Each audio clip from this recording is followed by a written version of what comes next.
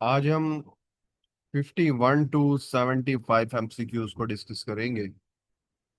ये इस पेपर की थर्ड वीडियो है।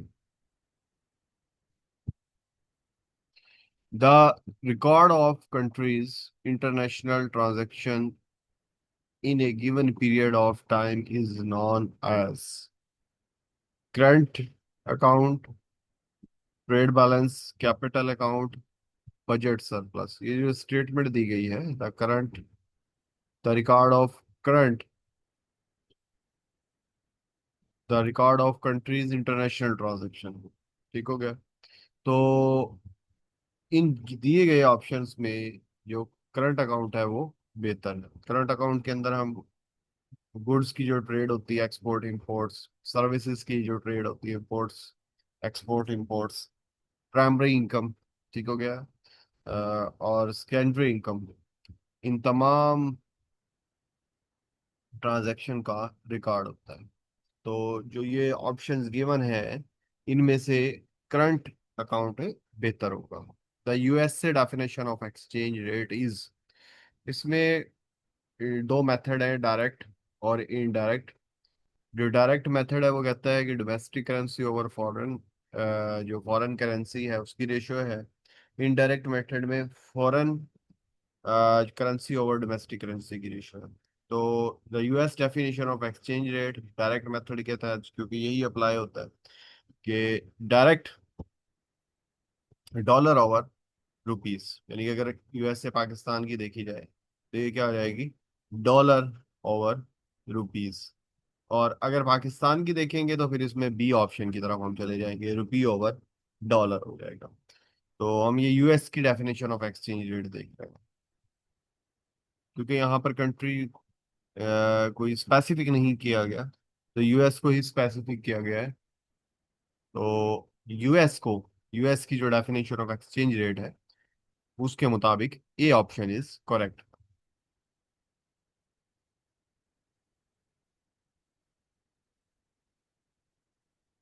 53 एमसीक्यूज है। एग्रीगेट डिमांड इंक्लूड्स, ठीक है। हमें सबको ही पता है कि जो एग्रीगेट डिमांड है, अगर उसकी इक्वेशन देखी जाए तो उसमें consumption, investment, government expenses, exports and export minus import या नेट एक्सपोर्ट शामिल होते हैं। तो डी ऑप्शन इसका करेक्ट होगा। Which of the following would not shift the aggregate demand curve to left. ठीक हो गया कि कौन सा लेफ्ट में शिफ्ट नहीं करेगा, यानी कि वो दूसरे लफ्जों में पूछ रहा है कि किसकी वजह से एग्रीगेट डिमांड का राइट वर्ड शिफ्ट होगा। A move which means that all worker who were in the past paid weekly will future be paid in monthly.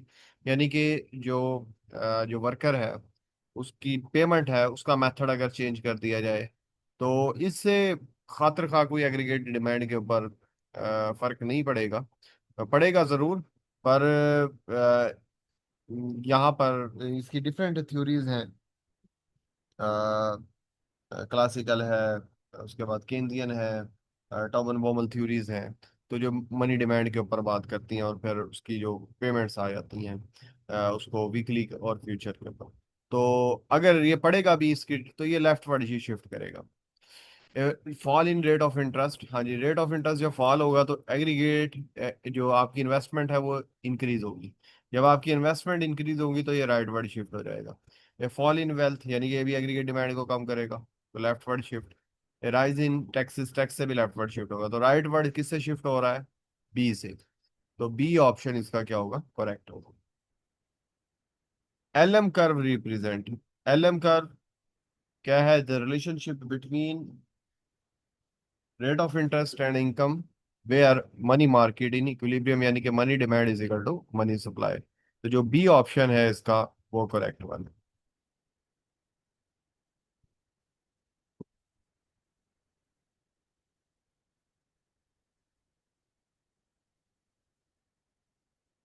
IS curve shows, IS curve equilibrium in money market and money supply नहीं दी, equilibrium in aggregate demand is equal to aggregate supply, equilibrium in saving and investment B and सी, बहुत। हाँ जी। जहाँ अगर हम national income का equilibrium भी देखें तो वो दो मेथड से डिफाइन किया जाता है, कि जहाँ पर एग्रीगेट डिमांड और एग्रीगेट सप्लाई इक्वल हो, या saving is equal to investment equal हो। तो ये जो बी और सी ऑप्शन है, ये टू डिफरेंट एक्सप्रेशन है, जिनके मीनिंग क्या होते हैं, सेम होते हैं। जिस तरह के ये लिखा हुआ है, aggregate demand is equal to aggregate supply, इसकी इक्वेशन हम लिखते हैं Y is equal to C plus I. Two sector economy में अगर हम वाई सी को इधर ले जाते हैं, Y minus C is equal to I, तो ये सेविंग के इक्वल हो गया, तो ये दूसरा एक्सप्रेशन ये आ जाएगा। तो ये टू अल्टरनेटिव एक्सप्रेशन है जिनके मीनिंग सेम है। तो ये बी और जो सी ऑप्शन है दोनों करेक्ट हैं, तो डी ऑप्शन इसका करेक्ट होगा। 57, when money supply increases then following happens in ISLM framework. देखिए जी, ये आईएसएलएम फ्रेमवर्क है। मनी सप्लाई इंक्रीज होने की वजह से एलएम कर्व राइटवर्ड शिफ्ट हो जाएगा, जिसकी वजह से रेट ऑफ इंटरेस्ट हमारा डिक्लाइन करेगा और इनकम में क्या हो जाएगा, इजाफा। ये सामने मैंने इसकी डायग्राम बनाई है। तो interest rate decrease and output increase, जो बी ऑप्शन है वो correct answer. Which of the following statement about adaptive expectation, एक होती है रैशनल एक्सपेक्टेशन और एक होती है एडाप्टिव एक्सपेक्टेशन। जो एडाप्टिव एक्सपेक्टेशन होती हैं, जो पास्ट एक्सपेक्टेशन, जो पास्ट वेरिएबल्स का ट्रेंड होता है उसकी एवरेज होती है, यानी कि उसके मीन लेकर हम फिर अपनी परसेप्शन को डेवलप करते हैं। तो यहाँ पर they assume on average, average on average से मुराद यहाँ पर जो पास्ट वेरिएबल का जो ट्रेंड है उसके ऊपर जो लोग हैं वो फॉरकास्ट कर रहे हैं। तो इसमें जो एडॉप्टिव एक्सपेक्टेशन है उसको बी जो ऑप्शन है, they assume that on average. ठीक है क्या, they assume that on average people forecast are wrong, तो इसको हम क्या कहते हैं, एडॉप्टिव एक्सपेक्टेशन कहते हैं। तो बी ऑप्शन 58 का करेक्ट आंसर होगा।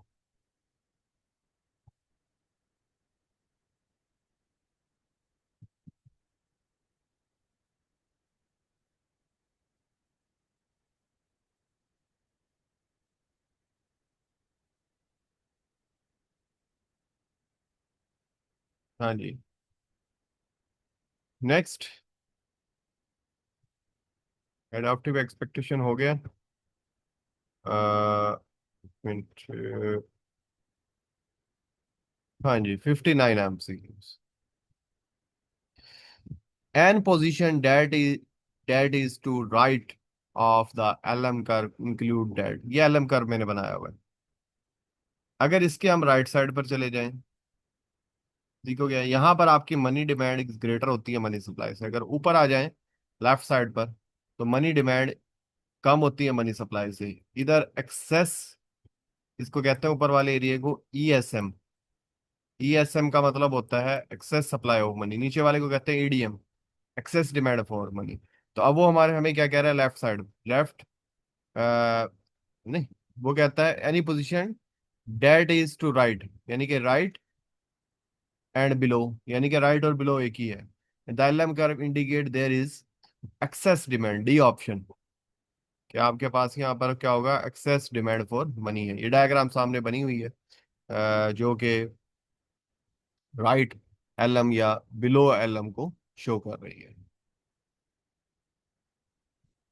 60 एमसीक्यूज है, a moment along the IS curve from left to right is equivalent to. देखिए ये आईएस कर्व बनाया है, ये मेरा लेफ्ट है और नीचे की तरफ मैं राइट की तरफ मूव हो रहा हूँ। तो जैसे मैं राइट की तरफ मूव होऊंगा तो रेट ऑफ इंटरेस्ट क्या हो जाएगा, डिक्लाइन हो जाएगा, और इनकम के अंदर क्या होगा, इजाफा होगा। A decrease in interest rate due, rate due to increase in output, क्या आपका रेट ऑफ इंटरेस्ट डिक्रीज होगा और आउटपुट क्या होगा, इंक्रीज होगा। A movement along the IS curve from left to right, तो इसका जो सी ऑप्शन है वो correct answer. The LM curve will shift to the right if, कि एलएम कर्व ये राइट क्यों शिफ्ट हो रहा है, ठीक हो गया। ये किस वजह से शिफ्ट होता है, कि मनी सप्लाई इंक्रीज हो जाए, और मनी सप्लाई इंक्रीज हो जाए या मनी डिमांड क्या हो जाए, डिक्रीज हो जाए। अब मनी जो सप्लाई है दो वजह से इंक्रीज होती है, या आपकी प्राइसेस कम हो जाए। जब प्राइसेस कम होती हैं तो जो रियल मनी बैलेंस है वो इंक्रीज कर जाता है प्राइस के डिक्रीज होने से। दूसरा, कि जो सेंट्रल बैंक है वो नॉमिनल मनी सप्लाई की जो क्वांटिटी है उसको क्या कर दें, इंक्रीज कर दें।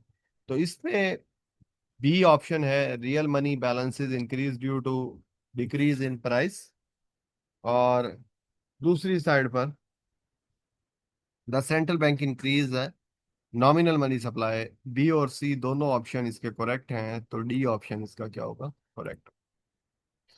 ये Phillips curve is the relationship, बिल्कुल सिंपल क्वेश्चन है। अनएम्प्लॉयमेंट एंड इन्फ्लेशन रेट का जो ट्रेड ऑफ है उसको इन वेरिएबल्स की जो एक हम कॉम्बिनेशन बनाते हैं, इनका ट्रेड ऑफ बनाते हैं, उसे हम क्या कहते हैं, उसे हम फिलिप्स कर्व कहते हैं। 63, earning from investment abroad are recorded as capital account, unilateral transfer, trade of balance and none of this. ठीक हो गया। अब जी जो बैलेंस ऑफ पेमेंट है ना, इसके तीन अकाउंट होते हैं। पहला करंट अकाउंट, दूसरा कैपिटल अकाउंट, और तीसरा होता है ऑफिशियल रिजर्व।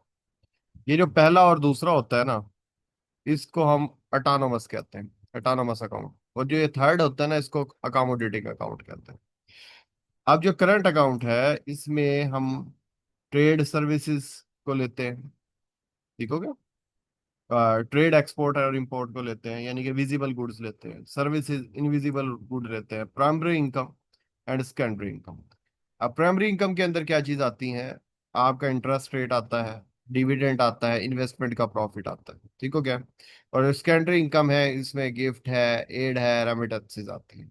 तो ये किस चीज के पार्ट मैंने बताए हैं, ये करंट अकाउंट के बताए हैं। ठीक हो गया। और कैपिटल के अंदर क्या है, फॉरेन डायरेक्ट इन्वेस्टमेंट है, और जो कैपिटल का फ्लो है।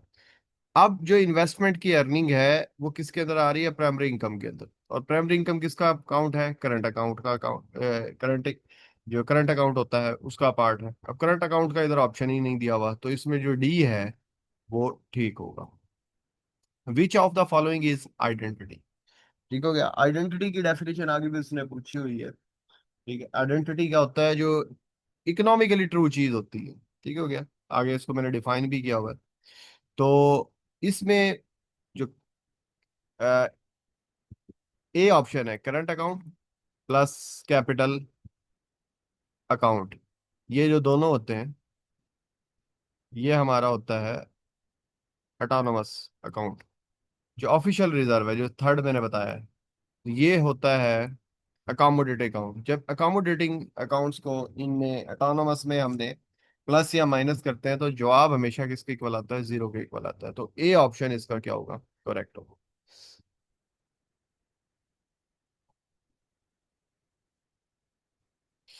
अच्छा, अब ये 64 के बाद ना एमसीक्यूज है मिस प्रिंट। तो ये मैंने बहुत मेहनत से कोशिश कर कर जो इसकी स्टेटमेंट है और जो इसका सही ऑप्शन है, वो मैंने आप लोगों के लिए चूज किया है। अगर आपको फर्ज करें स्टेटमेंट मेरी ये स्क्रीन के ऊपर नजर नहीं भी आती, तो जो मैं बोल रहा हूं आप इसको ना नोट कर लें। इसमें स्टेटमेंट लिखी हुई है 65 में, if exchange rate define as ₹2। यानी कि ये जो लिखा हुआ है ना, ये लिखा हुआ है if exchange rate define as rupees over dollar increase then.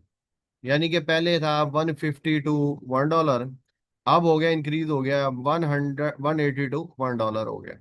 It means currency क्या हो गई है, डी वैल्यू या डेप्रिसिएट हो गई है। तो जब करेंसी डी वैल्यू या डेप्रिसिएट होता है तो क्या होता है, एक्सपोर्ट्स हमारी चीपर हो जाती हैं फॉर फॉरनर। फॉरनर के लिए हमारी एक्सपोर्ट्स क्या हो गई हैं, या हमारी जो गुड्स हैं चीपर हो गई हैं, और हम जो है इधर के लोकल्स हैं उनके लिए इंपोर्ट्स क्या हो जाएंगी, महंगी हो जाएंगी। तो 65 एमसीक्यूज में वो करेंसी की डेप्रिसिएशन या डिवैल्यूएशन की बात करता है, और इसका पूछता है कि इसका इम्पैक्ट क्या होगा। 66 एमसीक्यूज है। ये एक इक्वेशन दी गई है, इसमें 2x प्लस एक्स का स्क्वायर, और इस वो पूछता है कि इसका डेरिवेटिव क्या होगा। ठीक हो गया। तो डेरिवेटिव सिंपल है, 2x का डेरिवेटिव 2 आ जाएगा, और एक्स स्क्वायर का प्लस क्या आ जाएगा, 2x आ जाएगा। ठीक है, तो ये भी आप नोट कर लें। 2x प्लस 2x का स्केयर का डेरिवेटिव लिया हुआ है। 67, ऑटो कोरिलेशन एग्जिस्ट व्हेन, ये लिखा हुआ है auto correlation exist when. Auto correlation कब एग्जिस्ट करती है? जब एरर आर कोरिलेटेड, यानी कि एक्सपेक्टेशन ऑफ म्यू आई और mu J equal to zero ना हो। अगर इक्वल टू जीरो हो, नो ऑटो कोरिलेशन है। और अगर ये इक्वल टू नॉट जीरो है, तो it means auto correlation exist करती है। तो जो ये डी ऑप्शन है, एरर आर कोरिलेटेड, ये लिखा हुआ है एरर आर कोरिलेटेड, इसका ये सी ऑप्शन करेक्ट होगा। अच्छा, 69 MCQ, 68 MCQs, ये 68। A polynomial equation of order N value have, यानी कि पोलिनोमियल जनरल इक्वेशन की हम बात कर रहे हैं। इसके ऑप्शंस मैंने बड़ी कोशिश की, मुझे सही पता नहीं चले। तो ये पोलिनोमियल इक्वेशन की बात हो रही है, ठीक हो गया? इसको आप देख लीजिएगा। O L S is valid, O L S का वैलिड होता है, ठीक हो गया? इसकी अजम्पशंस है कि रैंडम टर्म है, उसकी एक्सपेक्टेशन जीरो के इक्वल हो, ठीक है, नो ऑटो कोरिलेशन हो, नो मल्टीकोलिनियरिटी हो। तो उसमें एक अजम्पशन ये भी है कि स्टैंडर्ड एरर आर कांस्टेंट, यानी कि होमोस्टासिसिटी की बात कर रहे हैं। तो बाकी जो है वो इसकी अजम्पशंस के अंदर शामिल नहीं है। जो इसका जो सी ऑप्शन है, स्टैंडर्ड एरर इज कांस्टेंट, ये इसका सही ऑप्शन है सी। 69 MCQs का जो रॉन्ग एमसीक्यूज हैं वो मैं नहीं पढ़ रहा, और क्योंकि उतना टाइम नहीं था। वैसे ये लिखा हुआ है there is a high correlation among among all variable, there is a auto correlated among variable, none of above is relevant answer. तो इसमें ये अजम्पशन नहीं है, ए भी अजम्पशन नहीं है, बी भी अजम्पशन नहीं है, डी भी सही नहीं है। तो इसका सी ऑप्शन क्या होगा? करेक्ट होगा।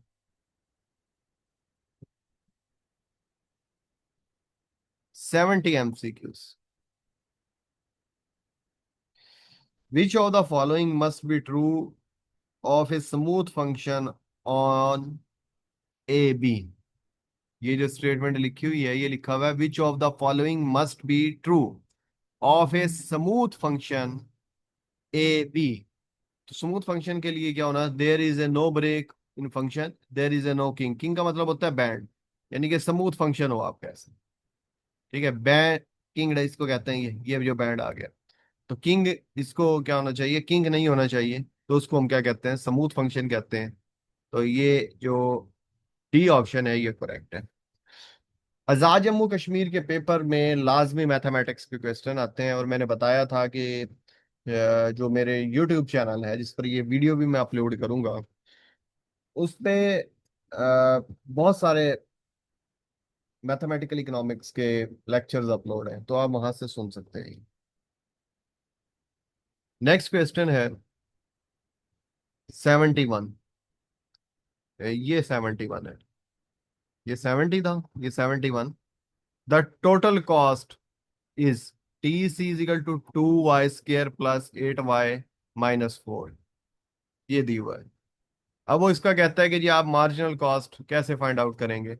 ये इसकी मार्जिनल कॉस्ट है 4y, और इसमें हमने क्या लेना है? जस्ट डेरिवेटिव लेना है। तो ये ऑप्शन में लिखा हुआ है कि आप ये लिखा हुआ है derivative of total cost with respect to Y, क्योंकि यहाँ जो कॉस्ट है वो किस चीज का फंक्शन है?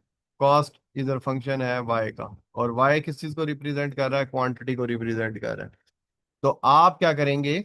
इसका with respect to Y derivative लेंगे, तो वो मार्जिनल फंक्शन आ जाएगा, उसे आप मार्जिनल कॉस्ट कहेंगे। ठीक हो गया? 71 फंक्शन है, 71 क्वेश्चन है। इफ ये है X, X square is equal to 81, ये लिखा हुआ है मैंने।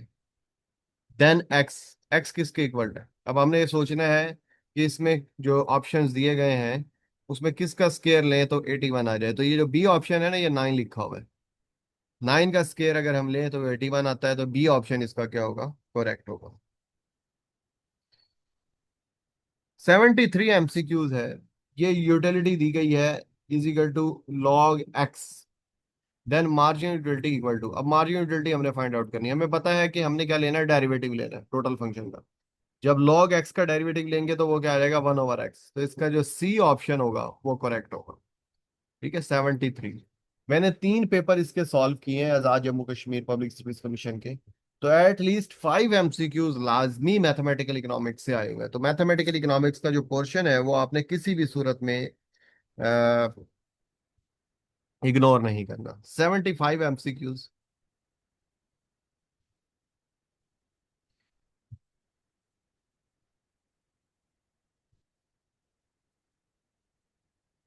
74।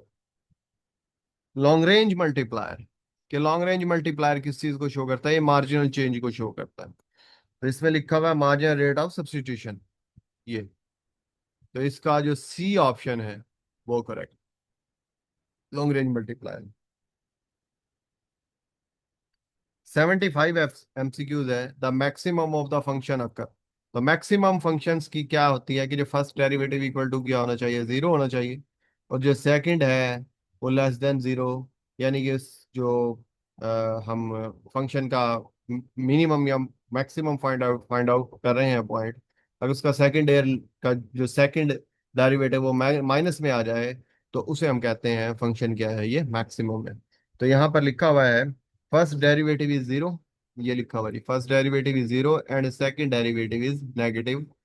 तो ये जो सी ऑप्शन है इसका वो करेक्ट। 76 से इंशाल्लाह हम नेक्स्ट वीडियो में डिस्कस करेंगे। तब तक के लिए मुझे इजाजत दें। अल्लाह।